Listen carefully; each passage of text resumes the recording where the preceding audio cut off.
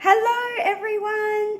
Today I'm going to talk about the 4 things not to do at daycare drop-off with your child. When your child, whether they're first starting out or they've been going to daycare for a while, their behavior and mood around that is going to be unpredictable. It could change from day to day. Factors including new children at the center, changes in the parent's work schedule, changes at home, any stress going on within the home or the daycare center itself does play a part in how the child copes with drop-off at daycare. So these things that I'm actually going to share are based on what I've seen as an educator in both a public childcare setting and a family daycare setting. And these things are going to help the child cope with being in daycare, because we can't change the way that they feel or experience coming to daycare. If you are not in a position to change your mind and no longer send your child to daycare, if sending your child to daycare is set in stone and you are 100% sure that that's what you want to do and that's where you want your child to be, then all that can really occur is healing and coping for that child. The first thing you should not do when dropping your child off at daycare is try to distract them. So what's happening is that child is sensing that there is going to be a separation, particularly if this has happened already and it's the second or third day starting. They know something's going to happen. My parent might leave me, and their body goes into survival mode.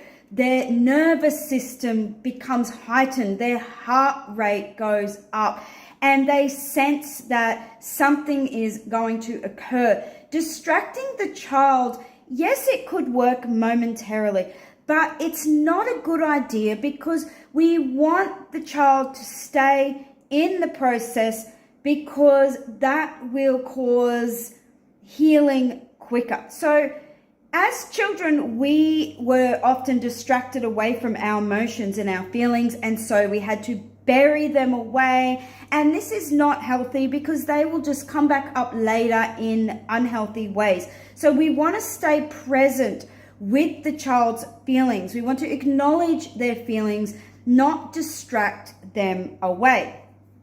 That brings me to my second thing not to do at drop-off. And this is why a lot of parents use the distraction strategy, because they want to sneak away while the child isn't looking.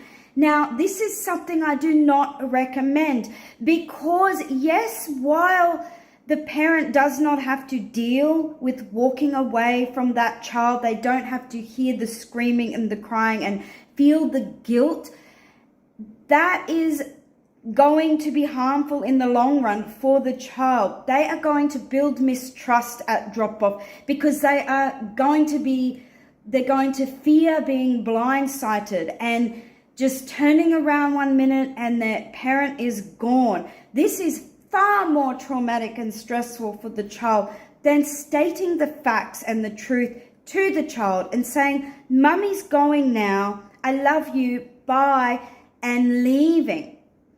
If a parent is constantly sneaking away, this is letting the child know that it's not safe here.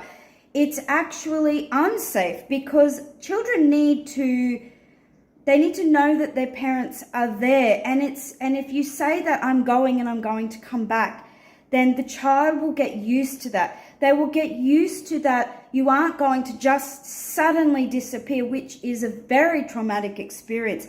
And even though it could work short term, in the long run, that child's going to develop anxiety around drop off, and they're going to display behaviors that indicate that they are afraid to be there because of what is to come. They just don't have a sense of trust of when that parent's going to be there and when they're going to be gone. So it is best to say, I'm going now. Bye. Let the child experience the trauma, let them heal, let them move through it and find coping strategies. The third thing not to do is to try to make them happy at daycare. The reality is they don't want to be there without their parent. They like to go to daycare. They know there's fun things to do. They know they're going to have fun, but they don't want to have to choose between being there and being with their parent. If all children could choose, they would want their parents to stay at daycare. No matter how great the educator is, children are always going to prefer to be with their parent. And some parents might be in denial over this because the child is so happy and enjoys themselves there. But there is a deep longing underneath for every child to be with their parent. And even if it's at some point in the day, they will miss their parent.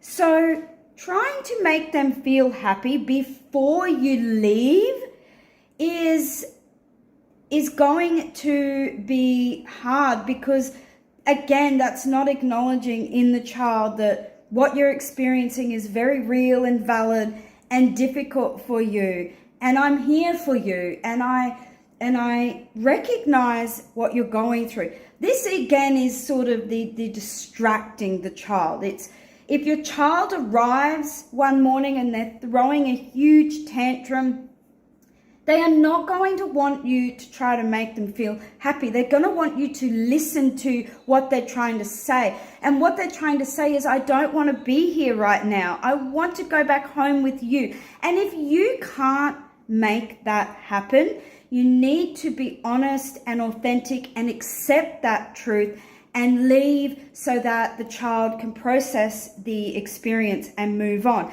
Which brings me to my fourth thing not to do at drop-off is to stay too long, particularly if the child is having a meltdown and there are clear signs that they are not going to be happy no matter what you try, no matter how much you try to distract them. They are just going to cling to their parent and scream and cry and beg to go home. Staying too long, it just prolongs the healing.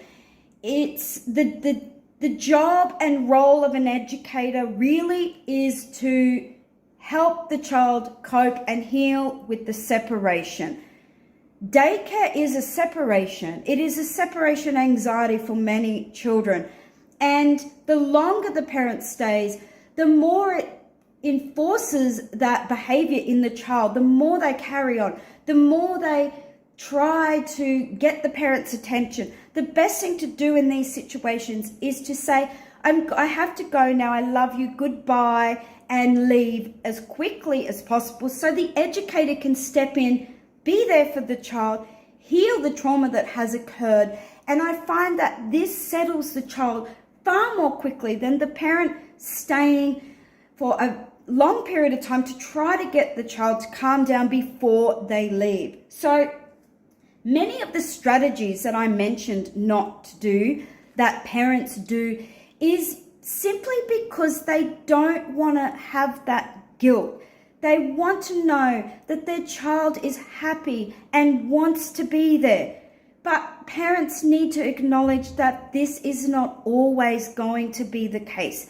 They need to accept that although they may not have a choice and that their child has to be there, they need to accept that this is not what the child wants. The child wants to be close to the parents. The child wants the parent to stay or to take them home or to come back early. And the more denial that the parents are in, the harder it's going to be for them to process their own guilt. All parents are going to feel guilty for leaving their child, whether they acknowledge that or not. It doesn't make them a bad parent. But if this is what you are choosing for your child, you have to acknowledge that this may not be what the child is choosing for them. And the easiest and best thing to do is to face all feelings around this, your own feelings of guilt, your feelings of your child. And the reason why these strategies are put in place by the parents is because they don't want to have to deal with that guilt. And it's okay to feel guilty. It's okay to acknowledge these feelings. And the quicker that we do, the quicker that you drop your child off, say goodbye and leave, the quicker the healing for the child. And really, that's going to help the guilt in the parent, because no parent wants to know that their child is suffering and upset and crying all day. So the quicker the parent leaves, the quicker the child calms down, finds reassurance, starts to cope, and can find enjoyment in the day. I hope this video has been helpful, and I hope everybody has a great day. Take care. Bye.